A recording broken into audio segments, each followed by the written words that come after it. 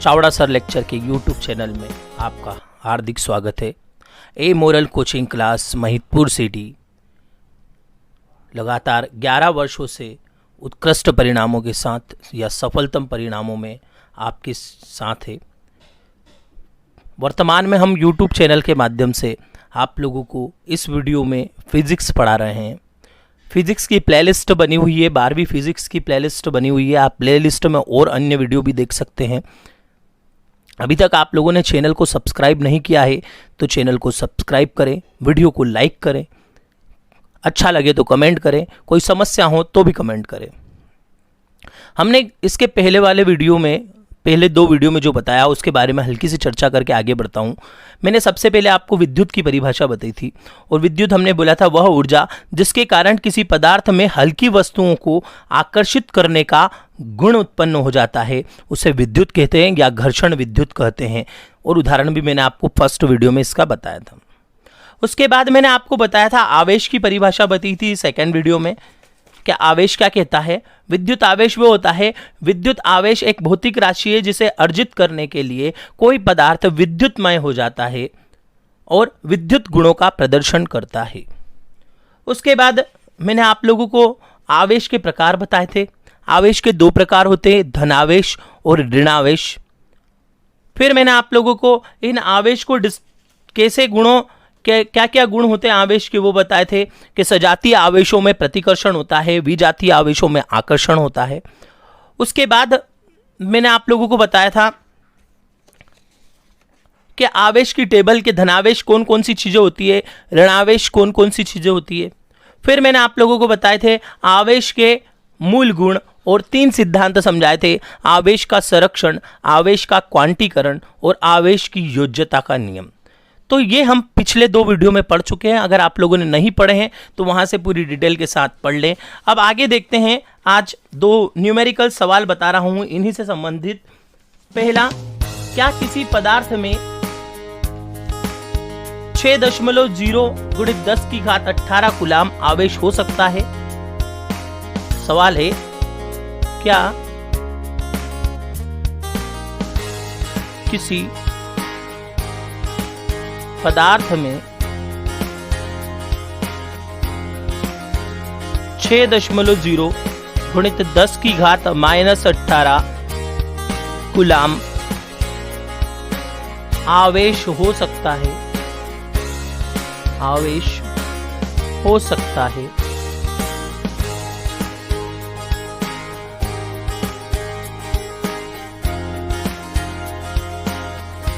सबसे पहले तो ये कि इसने पूछा है कि किसी पदार्थ में क्या ये आवेश हो सकता है, तो हमें आवेश दे रखा है। उसने क्या दे रखा है? Q = 6.0 × 10⁻−18 coulomb.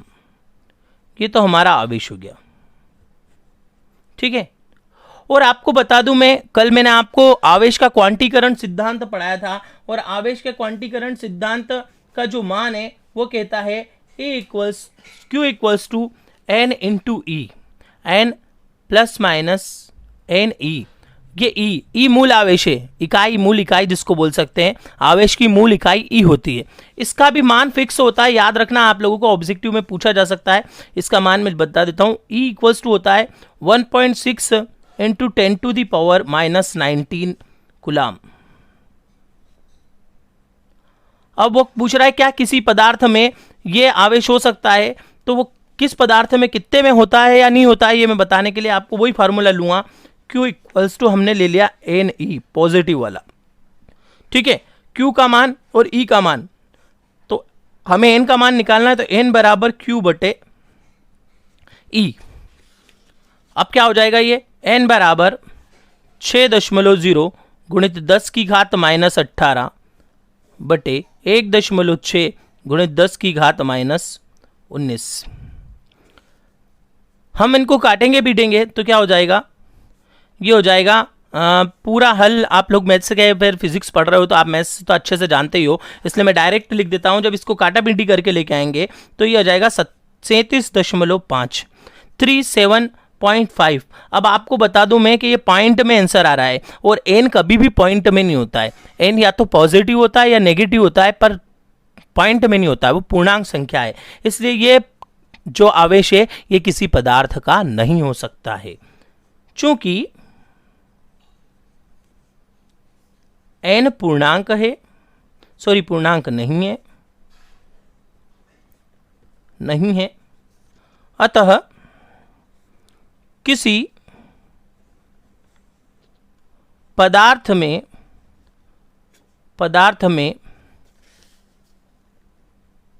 इस मान का आवेश संभव नहीं है। तो पूरा सवाल आप लोग देखिए, क्या पूछा था उसने, क्या किसी पदार्थ में ये आवेश हो सकता है। हमने सॉल्व करके बता दिया कि नहीं, ये पूर्णांक नहीं है, इसलिए ये आवेश नहीं हो सकता है। आप एनसीईआरटी सिलेबस की फिजिक्स पढ़ रहे हैं, चाहे कोई सा भी बोर्ड हो जिसमें एनसीईआरटी लागू होता है, ये फिजिक्स सभी जगह काम में आएगी, क्योंकि फिजिक्स कोई अलग अलग नहीं होती है। न्यूटन के, कूलाम के, वो सारे नियम वो के वही है जो एमपी बोर्ड में होते हैं, अदर बोर्ड में होते हैं। और मैं पूरी डिटेल के साथ आप लोगों को पढ़ा रहा हूँ, इसलिए सभी बोर्ड के स्टूडेंट्स इससे फ़ायदा मिल सकेगा। आप मेरे यूट्यूब चैनल पे इंग्लिश के भी कुछ वीडियो दे रखे हैं मैंने, स्पीकिंग इंग्लिश के लिए अपने बहुत सारे वीडियो मैंने डाल रखे हैं। आप लोग मैथ्स के वीडियो भी आप लोग मेरे यूट्यूब चैनल पे आप देख सकते हो। 12th मैथ्स के भी वीडियो कुछ मिलेंगे, और भी वीडियो मैं डालने वाला हूं। आप लगातार वीडियो को देखते रहें, लाइक करें, चैनल को सब्सक्राइब करें और लगातार दोस्तों को शेयर करें। अगला सवाल देखते हैं इसी का। एग्जाम्पल लिख दो, सवाल लिख दो, कुछ भी लिख लेता हूं। कितने इलेक्ट्रॉनों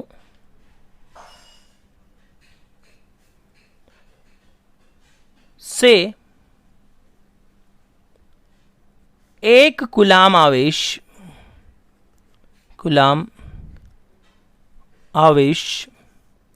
निर्मित होता है या बनता है, ये कह सकते हैं। कितने इलेक्ट्रॉन की जरूरत पड़ती है जब एक कूलाम आवेश बनता है। या एक प्रश्न इसका ऐसे भी पूछ सकते हैं वो कि एक कूलाम आवेश में कितने इलेक्ट्रॉन होते हैं। एक कूलाम आवेश में कितने इलेक्ट्रॉन होते हैं।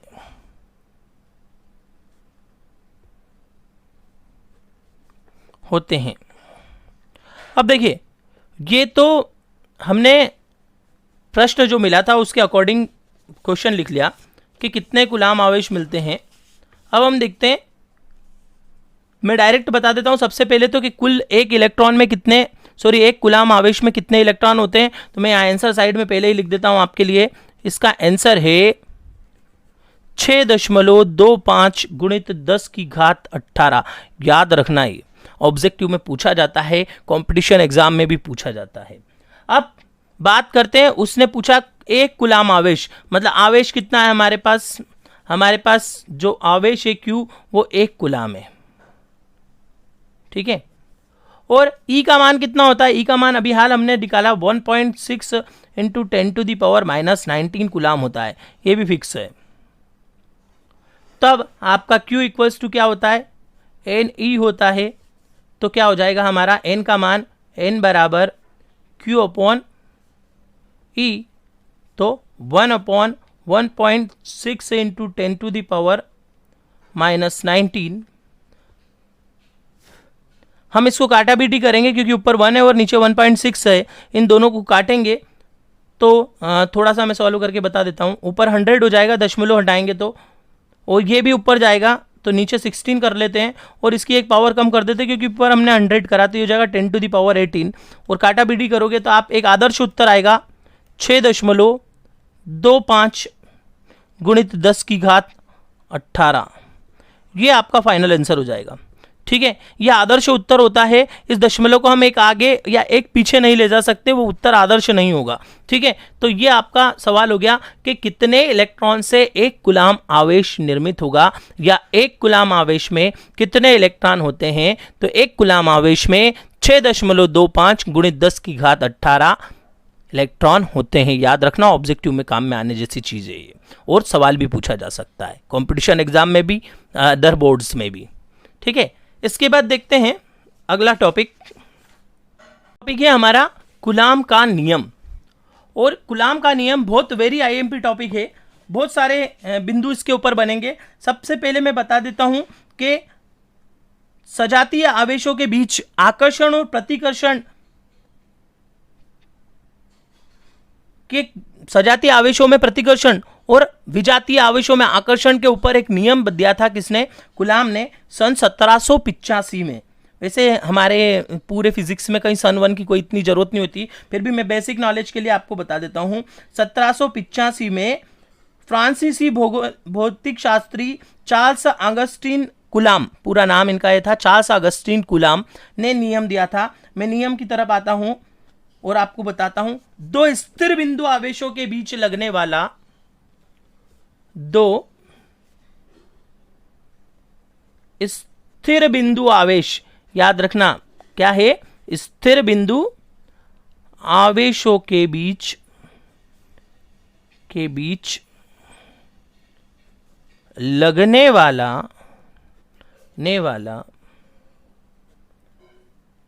आकर्षण या प्रतिकर्षण बल का मान, तो स्थिर बिंदु आवेशों के बीच लगने वाला आकर्षण या प्रतिकर्षण बल का मान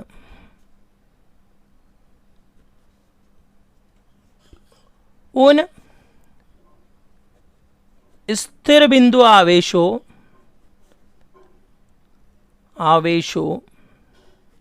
के गुणनफल के समानुपाती व इनकी बीच की दूरी के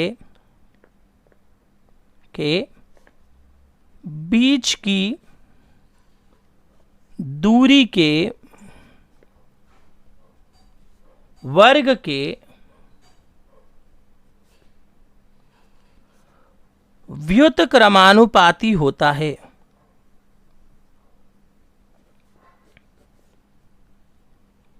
क्या कह रहा है वो? किन्हीं दो स्थिर बिंदु आवेशों के मध्य लगने वाला आकर्षण या प्रतिकर्षण बल का मान उन दोनों स्थिर बिंदु आवेशों के गुणनफल के समानुपाती और इनके बीच की दूरी के वर्ग के व्युत्क्रमानुपाती होता है। अब देखो, हमने कोई दो स्थिर बिंदु आवेश मान लिए इस टाइप से, एक और एक, ये दो, और इन दोनों के बीच की दूरी ये मान ली। ठीक है, इसको मान लिया हमने Q1, इसको मान लिया Q2। ये दो स्थिर बिंदु आवेश हो गए और इनके बीच की दूरी कितनी हो गई? R। हम कह रहे हैं इन दोनों के गुणनफल के समानुपाती और इसकी दूरी के वर्ग के व्युत्क्रमानुपाती होता है। तो इसका थोड़ा सा गणितीय रूप देखते हैं, उसके लिए बताता हूं मैं आप लोगों को। हम मान लेते हैं, मान लो Q1 और Q2, मान लो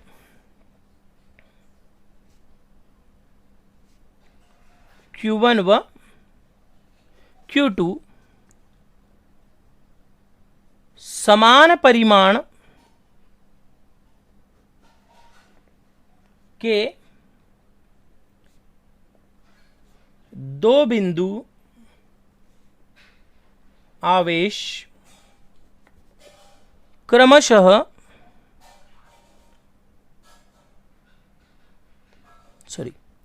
R दूरी पर स्थित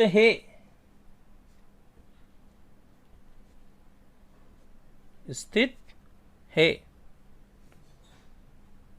यदि उनके बीच लगने वाला बल F हो तो, यदि उनके बीच लगने वाला बल F हो तो, अब ध्यान देना यहाँ पे, क्योंकि यहाँ से आपका डेरिवेशन स्टार्ट हो जाएगा। F अगर बल है और दूरी कितनी है? R है, गुणनफल आवेश Q1 Q2 है, तब इस परिभाषा के अकॉर्डिंग मैं लिखता हूं पहला वो बोल रहा है कि ये जो बल है वो उनके आवेशों के गुणनफल के समानुपाती होता है। आवेश का गुणनफल मतलब Q1 Q2, ये समानुपाती का चिन्ह, समानुपाती मतलब प्रोपोर्शनल, ठीक है। तो F proportional Q1 into Q2, ठीक। और दूसरा कह रहा है वो F anti proportional R square, मतलब दूरी के वर्ग के व्युत्क्रमानुपाती। तो चिन्ह तो वैसे ही बनेगा पर वो हो जाएगा बटे में आ जाता है तो व्युत्क्रमानुपाती हो जाता है, एंटी प्रोपोर्शनल हो जाता है। तो F समानुपाती Q1 Q2 और F व्युत्क्रमानुपाती R स्क्वायर, या यूं कह सकते हैं F समानुपाती 1/R स्क्वायर, कुछ भी बोल सकते हैं। तब हम इन दोनों समीकरण को लेंगे 1 और 2 को, और इन दोनों को मिला देंगे। समीकरण 1 व 2 को मिलाने पर समीकरण 1 और 2 को मिलाएंगे तो F समानुपाती हो जाएगा Q1 Q2 बटे R स्क्वायर के। समानुपाती का चिन्ह हटाएंगे तो यहाँ पे K एक नियतांक लग जाएगा। समानुपाती का चिन्ह हटाएंगे तो K एक क्या हो जाएगा, आपका नियतांक हो जाएगा। F बराबर K Q1 Q2 बटे R स्क्वायर, जहाँ K नियतांक।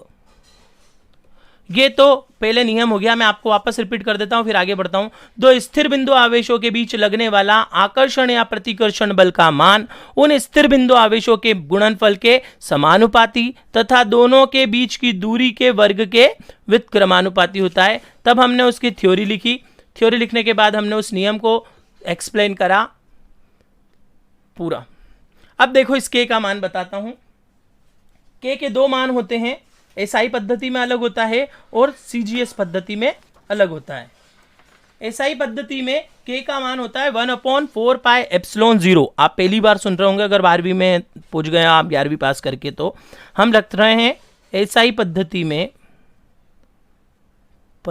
में K बराबर होता है 1/4 पाई एप्सिलॉन 0। ये एप्सिलॉन 0 विद्युतशीलता है। क्या है?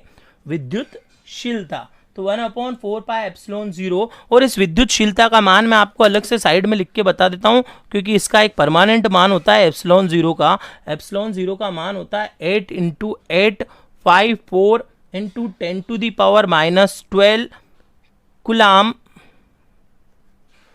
कूलाम स्क्वायर प्रति न्यूटन मीटर स्क्वायर। ठीक है, ये इसका एप्सिलॉन का मान होता है।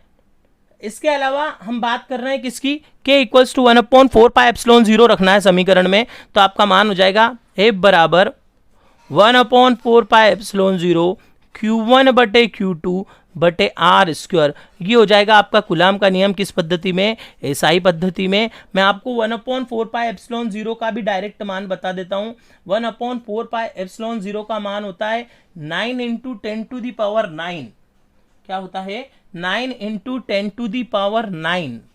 याद रखना, 1/4 पाई एप्सिलॉन 0 का मान होता है 9 × 10⁹। और ये जितना भी मटेरियल पीछे लिखा हुआ है वो यहाँ पे आ जाएगा। एक और चीज बढ़ जाएगी न्यूटन के साथ, तो ये हो जाएगा न्यूटन मीटर स्क्वायर। सेम है, खैर उसने आगे पीछे कर दिया।